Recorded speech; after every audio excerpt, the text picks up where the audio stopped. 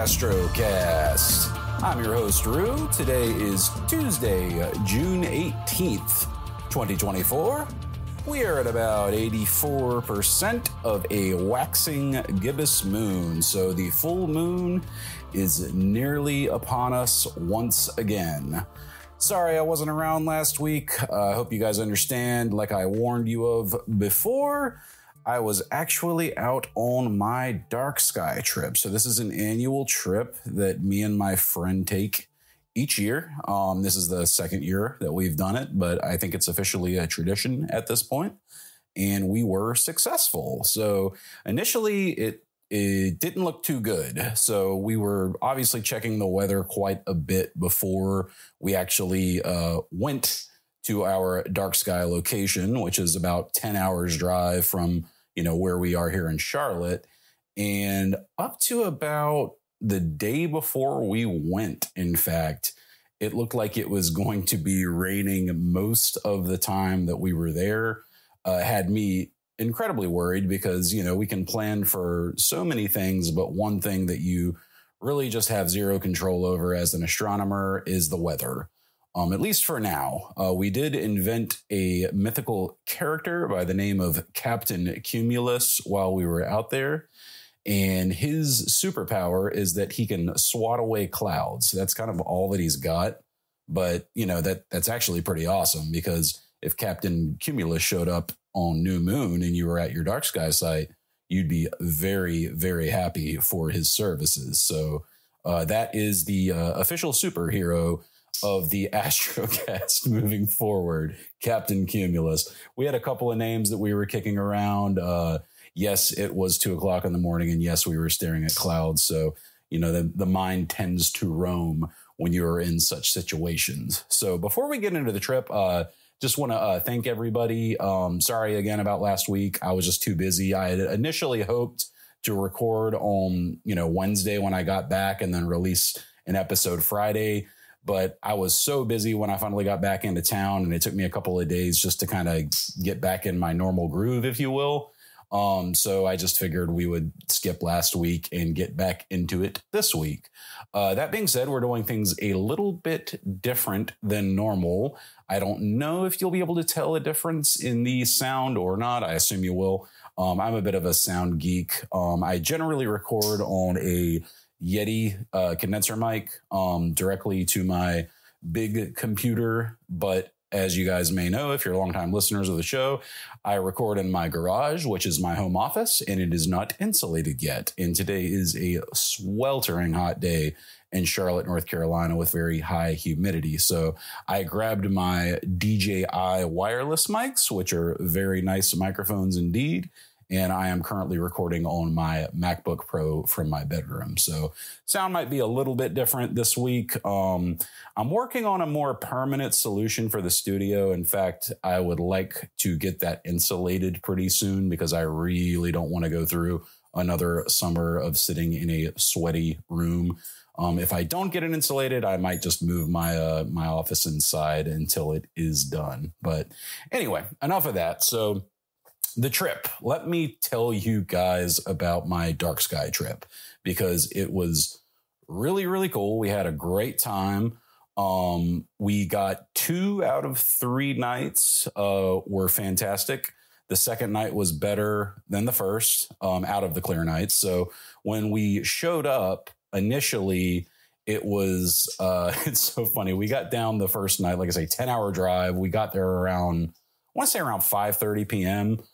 We left very early that morning and only made a couple of stops. And by the time we got to the hotel and got all checked in and everything, it was, we were starving. So we picked up some food on the way, and there was a grill outside. So we decided to use that.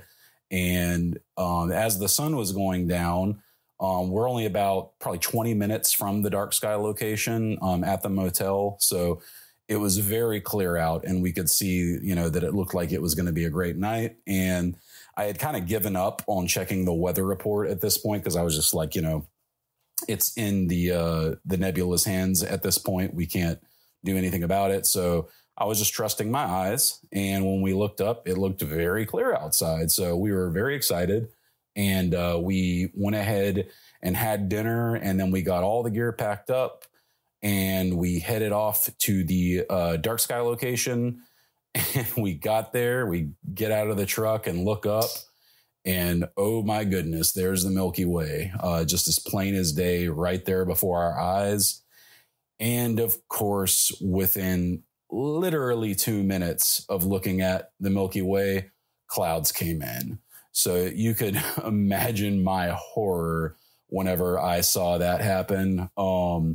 I immediately went and checked the weather report and saw that it was going to be a cloudy night. So we didn't have much success that first night. And forgive me, if you hear a random click in the background, I'm going to do my best to gate that out. But I do have an African gray parrot. As you guys know, his name is Zachary, and he is currently clicking at me. I guess he's not happy that I'm recording the podcast in here this evening. But sorry about that if you hear that. But in any case, so we packed up our gear and we headed back to the hotel. We didn't really unpack much gear at all. In fact, it's quite a process if you've ever done a trip like this to get all of your gear, neatly packed away, safely stowed, etc. So, unpacking is not something that I do until I know we've got clear skies and that there's not a chance for rain and all that kind of good stuff. So, anyway, next day, it was kind of nice because, even though we didn't get clear skies that first night, since we went to bed at a reasonable hour that first night because of that, we actually had a lot of good time during the day to do some fun stuff. So we looked around, did some activities throughout the day, but we got out the second night and the weather report said it was going to be partially cloudy until about midnight. And it was pretty much right on the money. So I took some really cool photos of clouds with the Milky Way behind them, which is something that I'd never seen before. But the Milky Way was so bright, you could actually see it directly through the breaks in the clouds, even with your naked eye, which was incredible.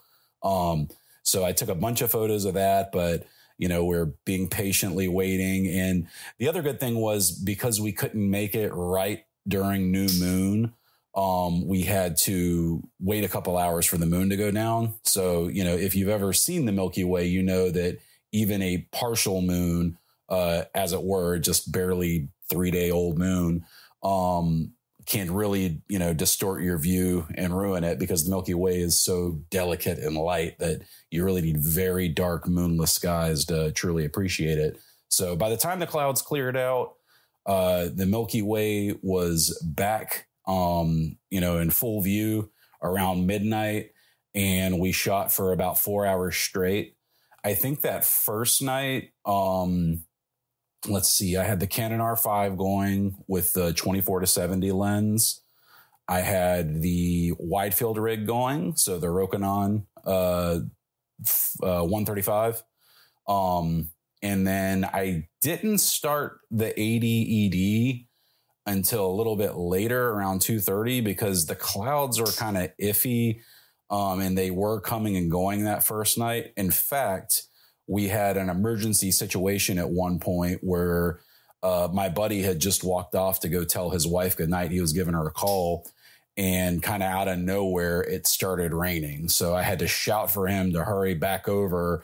And luckily, we brought a giant tarp, which is something that if you ever take a dark sky trip and you're going to be setting up multiple rigs like we did, it is a very good idea to have a tarp handy in case weather pops up, as it tends to do. And we were able to, very quickly deploy that tarp and get all the gear covered up. And it was just a quick little summer shower. It was, maybe 5 minutes, if that. And then it cleared out of there. And then it was good for the rest of the night. So second night, like I say, it was all right the second night, but the last night was really the best night. That's when we had the clearest skies for the longest period. And it was just absolutely beautiful. So I was super happy that we got 2 out of 3 great nights. I was able to get several targets that have been bucket list shots of mine for quite some time. The most important of which is Ro Ofiochi, as I have told you guys about many times before. I finally got my row shot. So I am extremely happy with that. I've never worked with data sets as large as I'm working with right now, because funny enough, I decided I was using the Skyguider Pro initially with the R5 when I got out there, but the declination bracket and the balancing and everything, it kind of left a lot to be desired. I wasn't too happy with it, to be honest, for carrying. I'll say this. If my camera were under 4 pounds, it would have been perfect. But being that I had the L bracket on, I had the battery grip on, I had a very heavy, 24-70 RFL glass lens. I had to use the declination bracket and the counterweights, and I didn't have a great time with those. I bought a right eye piece for the polar scope. That's a really great thing to have, by the way, if you've got bad knees or a bad back and you're not using an ASI Air. So like, for example, my Skyguider is just my grab and go mount, and, it's not going to do auto. Well, it can do auto guiding, but I don't use it for auto guiding or anything like that. It's just do a polar alignment, set my camera on there, hopefully under 4 pounds, and then, let it track. But, on this particular night, obviously I had, quite the beefy setup, and it wasn't doing too great. So what I actually ended up doing, I took it off the tracker and I just put it on my regular tripod, and I was doing 8-second exposures at ISO between 3200 and 6400. And they were coming out incredible. So, I mean, for the wide field shots, 24 to 70, I think 58 millimeters I did for my row shot. And those were the 8-second ones. For the wider field stuff, 24, I think I got up to 15 seconds on those without any trailing, just using the 500 rule. And if you don't know, the 500 rule is basically you take your focal length of whatever camera lens you're using, and you divide that by, or you take 500 and divide it by the focal length of your lens. And then whatever number you get is how many seconds you can reasonably expect to take a photo of the stars without getting trailing. Sometimes you need to fine tune it a little bit. Like I noticed when I was on the top end, I think at like 13 seconds with one focal length, that I was still seeing some trailing. So I backed off a little bit, back down to 10 seconds, I believe. And I was getting much better results. So, go with the 500 rule, but, depending on what your results are like, back it up a little bit. Another mistake that I made while I was in the field is at one point I changed my focal length and did not refocus my lens. So I actually ended up losing a lot of great data at one of the focal lengths I wanted to capture the core at because of that. Just a stupid mistake. And it just goes to show you need to really pay attention on your dark sky trips, because when you get out there, it's not your same comfortable environment that you're accustomed to. I usually shoot in my front yard from my driveway or at the observatory. And I don't usually have all of my gear out at the same time. So that changes things a bit. So, one little mistake can end up ruining a whole data set. Luckily, that was the only issue that I had last year when I went. Me and my friend actually missed focus on both of our cameras. So I was still very new to Milky Way photography at that point. And I think I was just giddy because I was seeing such beautiful nebulosity on the back of the screen that I must have forgotten to zoom all the way in. But just goes to show you. Another thing you can do, I found out a lot of the cameras, you can actually tether them to your laptop so you can get a live image pop up if you want a larger screen. Even with something like a Canon R5, which is, a really high-end, nice mirrorless camera, it's still a small screen on the back. So, when you're dealing with stars at the kind of focal lengths that we are, they can be really tiny pinpoints of light. And even though we have tools like Blur Exterminator, which are very good if you have misshapen stars at rounding them back out in PixInsight, ideally you don't want to start with bad data. So, it's very important that you nail the focus. I did stop down the lens to 3.2. So when you're using like the lens I was using, for example, it's a 24 to 70 millimeter f2.8 lens. And I noticed that when I stopped it down once to 3.2, I was getting significantly sharper stars. And that's common with any camera lens that you use to shoot astrophotography. Generally speaking, if you stop it down a little bit, you'll get a sharper image. And it's the same thing with real world photography. You know, stopping down the lens generally gets you a little bit of a sharper image. So it's a little tip for you there, but that worked out well. I also had the R7 going with the Rokinon 14 millimeter lens. That ended up getting some of the coolest shots of the whole trip. I really, really love some of the ones we got with me and my buddy standing underneath the core of the Milky Way looking up at it. Those were incredible. I think I have been able to process a total of 4 photos so far. I was talking about large data sets earlier. Let me jump back to that point for a moment, because man, oh man, that was something that I didn't really anticipate having the issue that I did with when I got back home. But, you know, Canon R5, you're talking 45 megapixel photos, you know, so very large file sizes that can be, you know, 60 megabytes or more.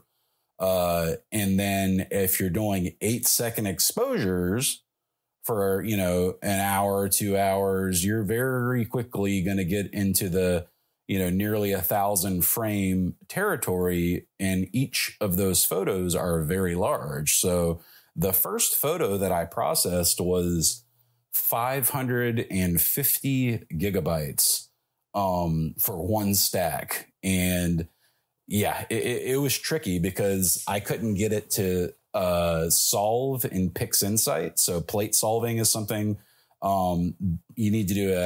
It's called Astro. I forget how they word it in PixInsight. Astroperic solution, I believe, is the specific wording they use. But you basically you want to plate solve the image so it knows exactly how to do color correction, et cetera, et cetera. I didn't really need to worry about that because these are super wide field Milky Way shots. So I don't even really want to edit them in PixInsight. I would rather edit something like that in Photoshop or Lightroom just because it's, you know, a wider field image. But you know, that is something to keep in mind. You know, if you're doing something super wide field and you want to get good color correction, you can have a little bit of a hard time getting it to solve. Even uploading the photos to astropheric.com, which is an excellent website that you can, you know, upload any photograph to of the stars and it will attempt to plate solve it for you, was not successful for me. So I'm going to toy around with that a little bit more and see what I can come up with.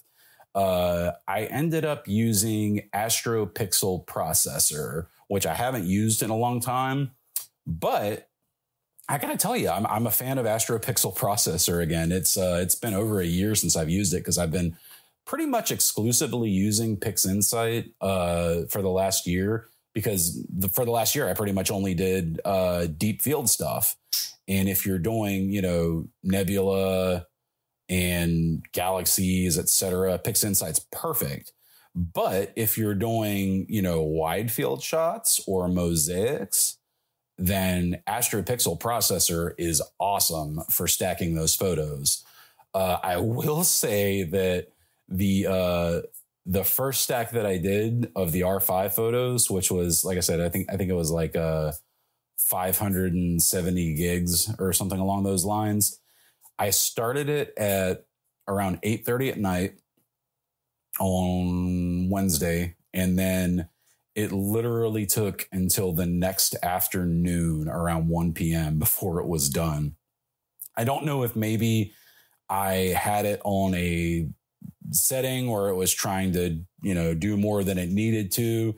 I did have it on my fastest drive, so I was doing it all off of an M.2 SSD, and I had to clear a lot of space off of that drive in order to get it to a point where, you know, I was able to have enough free space to edit 570 gigs at once because it was a 1 terabyte drive. So I was already, you know, butting up against the edge of that.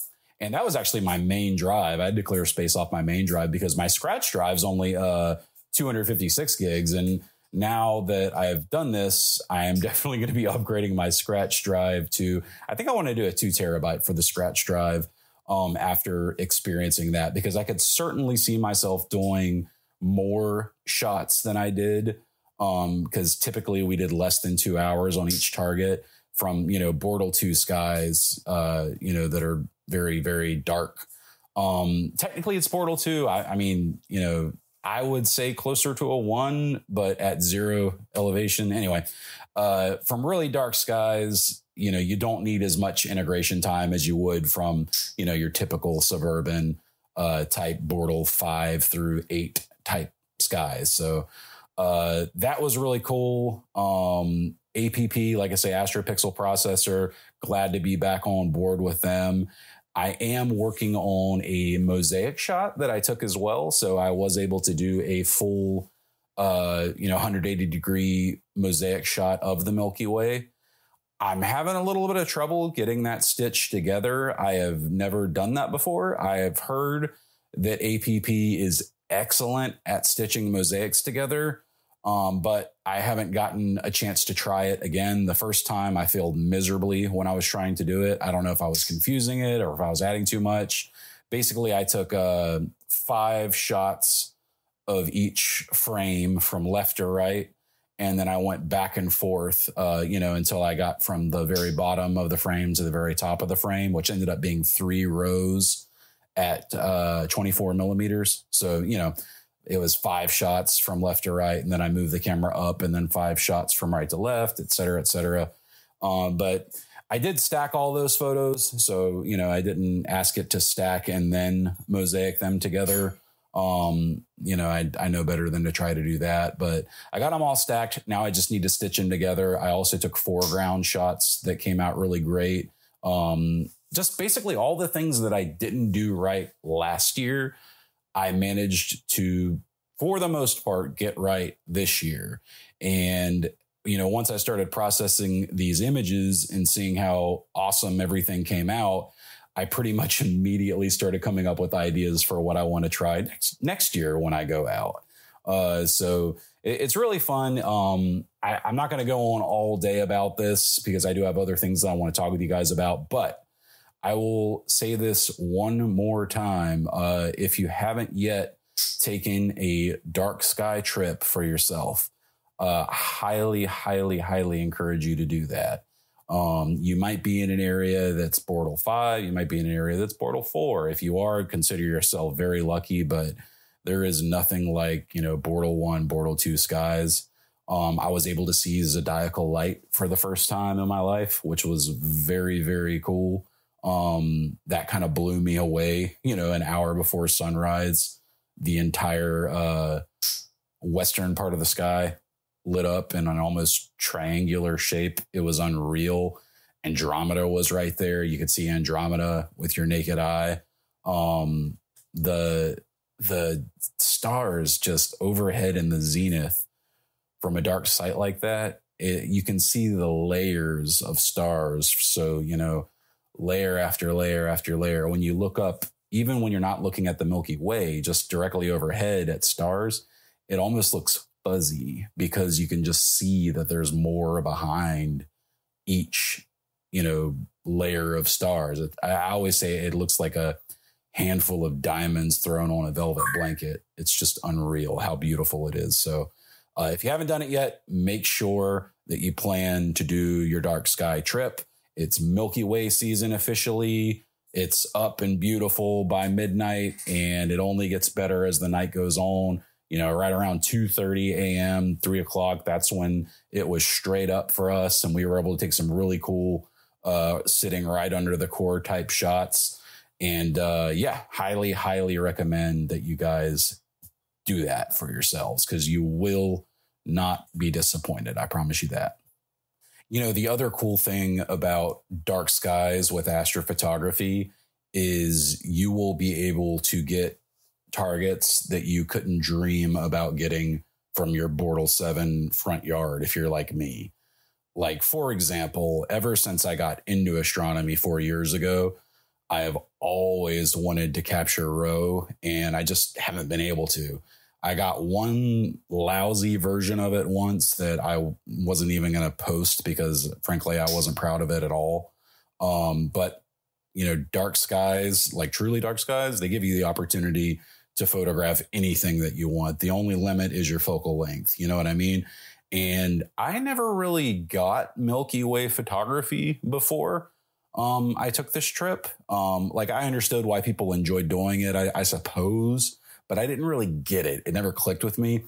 I got to say, I get it now. I completely get it now because, you know, we typically shoot, you know, wide field astronomy, nebula, the Lagoon Nebula, the Eagle Nebula, Orion Nebula, all of these targets in the, you know, anywhere from 135 to, you know, 400, 600, 1,000 millimeter or more focal length range. And there's a whole section of sky that we miss out on in so many different photographic opportunities. And you're just able to really explore your art a lot more if you go with these wider fields of view. Like my row shot, for example, it's 58 millimeters. So it's kind of a, you know, far-ish back view of row. It's not one of the super up close views. But I was able to capture the right-hand side of the core of the Milky Way in the photo. Which is just awesome because I actually had people who weren't astronomers like, what is that really bright area to the left of the nebula? What is that? And then I would show them the 14 millimeter shot of the Milky Way. And well, there you go. Now you can see row and all of the Milky Way core. And then you also get to choose your foreground, which is something that I never really, you know, took into account before. But that's an entire other photo that you get to pick and combine, you know, with your Milky Way photograph. And it really gives you a lot more flexibility in terms of what you want to do with the art. So like for me, for example, one of my foreground shots ended up being a shot that I didn't even purposefully take. I was messing with one of my other cameras and getting focus on a target while my other camera was running behind me about 20 feet. And it actually snapped a really cool picture of me standing under the Milky Way, you know, focusing my camera.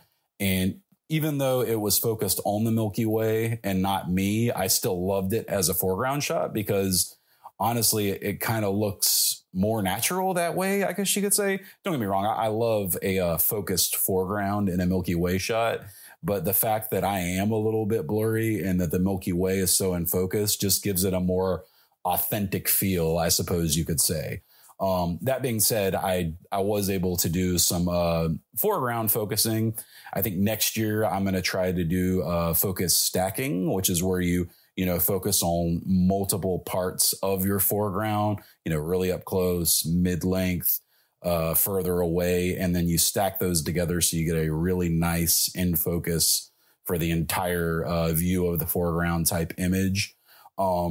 Me and my buddy always have fun too, taking some foreground images where we hold our red headlamps and we just, you know, place them you could place it on the ground in front of you and then step back 20 feet. And if you're taking like a 10-second exposure, that's going to really light you up in, you know, the area that you're in. And like, for example, on the mosaic shot, I was able to take 5 shots of the foreground because I wanted to get all of our camp, if you will, where all of our scopes were set up, as well as, you know, all the other area around us. And me and my buddy are standing in one of those frames looking up at the Milky Way. And then you can, you know, throw in Easter eggs if you want. You could put, you know, somebody else way in the back of the frame in another area. And if you're doing foreground shots like we were from 6 different images, I actually had my buddy stand way in the back of another one of the shots. And then I took one with and without him. So that way, you know, I can put him in the one that's for us. And then if I decide to sell a print, he's not in that one. But it's just kind of fun. There's lots of neat little things that you can do when you're doing Milky Way photography that you can't necessarily do with nebula shooting. So it just opens you up to a whole nother world of experience as an astrophotographer. And I would totally encourage anybody to do it. I'm ashamed of myself for waiting as long as I did to give it a try. But at the same time, I don't have really dark skies here in Charlotte, so it's rare that I get a great Milky Way view. But that being said, the next time I go down to the observatory, which will likely be the next new moon, as long as we have clear skies, I will definitely be doing some Milky Way photography down there. So I'm going to post all of the photos that I was able to take on the trip. I think I've already got several of them posted to the Astrocast Facebook page. If you guys aren't following me on there yet, I would greatly appreciate it. I think we got about 50 followers there or so now. So that is growing. And I try to post updates, like if there's ever going to be like a delay to the show or any kind of news that I want you guys to know about, I try to post it there first. So if you ever have a question or anything, that's a great place to check. And speaking of, if you have questions, I have kind of a cool announcement.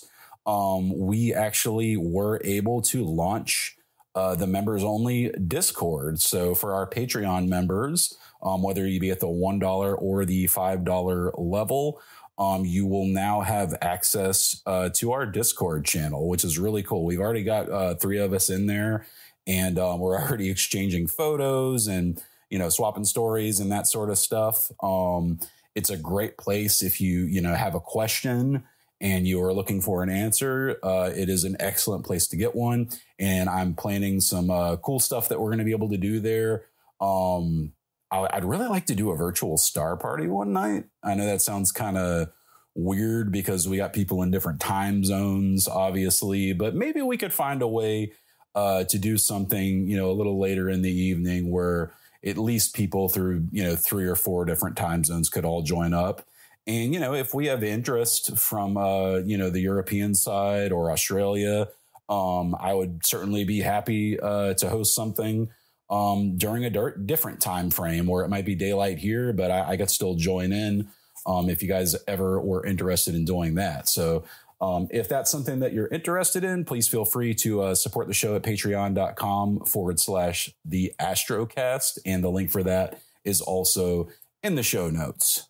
So big shout out to our first 2 Discord members. That would be Meetus and Girl Nerd 77. I believe I know who you 2 are, but I will not blow up your anonymity on the show here. But thank you guys so much for coming on to the Discord and chatting with me. It means a lot, and it's just cool that we're growing this little community of ours 1 week at a time. So as far as the targets that I was able to acquire, I had to go back and forth a little bit. My initial plan for Roe was to do a mosaic. I wanted to do an 8-panel mosaic, and basically I had set it up in the ASI Air. If you don't know, you can use the ASI Air, which is a really popular astrophotography computer that connects all of your devices together so you can control them for a phone or a tablet or what have you. It basically, Nina, which is the PC version, I'm not going to say version because it's a completely separate piece of software than the ASI Air, but they both do similar things. I like the ASI Air just because of its portability, etc. I have stated before, and I'll state again, when I build my observatory, I'm definitely going to be running that on Nina. But for now, ASI Air works great for me. Anyway, the mosaic tool that is built into the ASI Air is super easy to use. You can just basically open up the planetarium view, so you can go to your target as you want to see it in the sky, and it will show you your current frame of view. And you just tap on mosaic and you say, I want this many panels and this many rows, and then it's going to give you a preview of what that shot will look like. So mine ended up being, I think 4 panels across and 2 high, if I'm not mistaken, with the 135 millimeter rig, because I wanted to get the blue Horsehead Nebula as well as the majority of Rho within the shot. One thing that's a pain in the ass with the mosaic mode that I noticed, forgive my language, but it really is you have to go into each individual plan and select lights, how many frames you want, how many seconds you want. Okay. And it doesn't let you copy that to all of the others. So like, for example, if I've got 8 different frames that I'm taking photographs of, I want all of them to have, let's say 10 exposures, and I want all of them to be 3-minute long exposures. It stinks that you got to go in and individually key that into every single one. You would think a mosaic mode would assume that you want to have them all be the same, but it does not make that assumption. So it took me a good 10 minutes to get all of the settings right. And what I ended up doing, because the weather was kind of iffy, is I did 5 shots on each target. So that way I could make sure I wasn't spending too much time on one individual frame, because my biggest fear was that, clouds would come during, 30 frames on this panel, and then I wouldn't be able to complete the mosaic because of that. That being said, I haven't gone through all of that data yet. I'm still unpacking it. I really hope I'm able to stitch that one together. I don't expect it to be the most incredible photo in the world, but I hope that it works out, because I really would like to see that. That's one of the big shots I wanted to get. Now, after those clouds did clear out, though, I went ahead and moved the 135 Rokinon rig over to the Blue Horsehead Nebula. And man, oh man, did that come out awesome. The Blue Horsehead, if you don't know, it's in the constellation of Scorpius. And it's actually really close to the Rho region.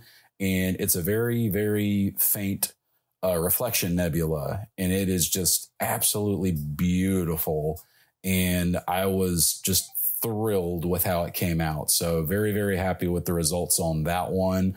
And like I say, if you guys want to see the photos, check out the Astrocast Facebook. I'll post a link to that in the show notes. So you guys can head over there. And I've also posted them in the Discord as well. So if you want to check those out, it's probably going to take me another week or 2 before I can go through all the data, because we got so much of it. I was running 1, 2, 3, 4 cameras.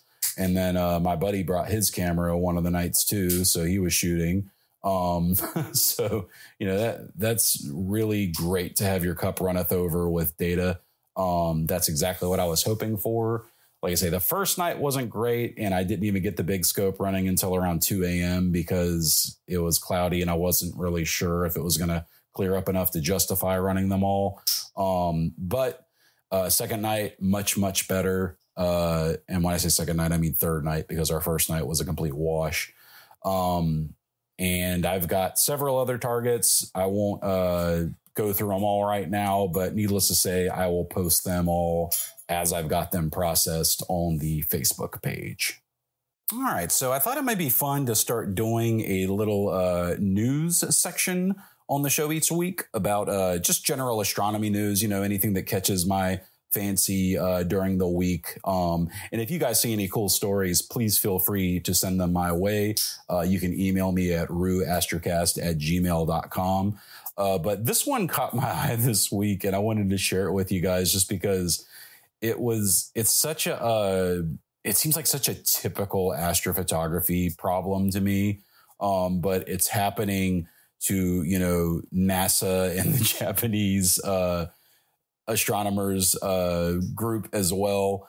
Anyway, they have the shutter bay door stuck on their new X-ray imaging and spectroscopy mission telescope, which is a partnership between Japan and NASA. So they actually built and launched the scope back in September of last year, but the aperture doors won't move out of the way. So they're unable to use one of the main imaging devices on the telescope. Could you imagine building a space telescope, launching it successfully, and then planning to have, 2 years of imaging only to find out that your shutter is stuck? That's just an absolute nightmare to me. So I know that they're working their hardest to figure out a way to get that door open. It would not surprise me in the least if they did, figure something out. A lot of people know Famously, the Hubble telescope was blurry when it first got up to space, and they were able to make corrections, and I think they made glasses for the Hubble, is what they say, because they were able to correct it. And they actually used an algorithm at first to filter out a lot of the blur. So yeah, for Hubble, it was actually spherical aberration, and it was like less than the width of a human hair that the concave mirror was off by. And that's what caused it to have a blurry image. But they were able to deploy a fix to that $1.5 billion space observatory. Thank goodness. And that led to obviously some of the most iconic space images that we've ever seen to this day. And it obviously is still working alongside the James Webb Space Telescope as well. I also was looking, and I was curious if anyone has pre-ordered any of the new Skywatcher Strainwave mount heads. I really, really like the looks of those. I think I would prefer one of those over an AM5, particularly the heavier one. I believe the 150i, because it can actually take, I guess, 2 telescopes at the same time, which would be incredible. And I'm just curious if anyone else has thought about purchasing one of those. I suppose when I build my observatory, ideally I'd love to have something with encoders, but price gets a lot more expensive when you add encoders. So that's still something that I am considering. So all that being said, I just wanted to point out one other thing about the dark sky trip that I was able to take. And that is that I had some of the most fun that I've had in years doing astrophotography, just taking photos on a tripod. And I kind of talked about this earlier when I was saying that, the Milky Way was so bright, you only needed 8 seconds to really bring it out. And it was cool because it kind of brought me back to my roots a little bit. It reminded me of the first time I went outside with a Canon Rebel T5 and pointed it up at the moon with the included zoom kit lens. And it kind of took me back to that and made me really appreciate simple astronomy and astrophotography. Because I feel like sometimes we get so wrapped up in what gear we have and what filters we use and yada, yada, yada, that we forget that you can have a lot of fun with just a camera and a tripod. Now, that being said, that was a lot of fun with a camera and a tripod at a very dark sky location. I don't think I would have nearly that much fun in a Bortle 7 sky, taking 8-second exposures, obviously. But if you do have the opportunity to make it somewhere really dark, give it a try. Just get out your best lens, set it up on a tripod, and see what you can come up with, because chances are you will not be disappointed. I'm doing a little bit of preparation for a calibration frames episode that I'm planning on having over the next couple of weeks. I don't know if it's going to be next week's episode or the week after. It kind of depends on how quickly I can finish the research that I'm doing for it. I've actually been reading a little bit about synthetic flats, which is something new to me. And being that I've had a few fans write and ask about whether we're going to start covering more complicated subjects on the Astrocast, and we're past 20 episodes now, I think that is a good idea. And I think calibration frames would be a good place to start, because it's kind of, I'd say, intermediate, because your absolute beginners are not going to be taking calibration frames. They're going to be pointing the camera at the sky, and if they can get any nebulosity, they're going to be super thrilled. But I feel like once you start getting a little bit more serious about your astrophotography, that's when you're going to build your dark library. You're going to start taking flats and all those sorts of things. So speaking of flats, I wanted to let you guys know our partners over at Dark Dragons Astronomy have actually released a new app on the iOS store specifically for taking flats.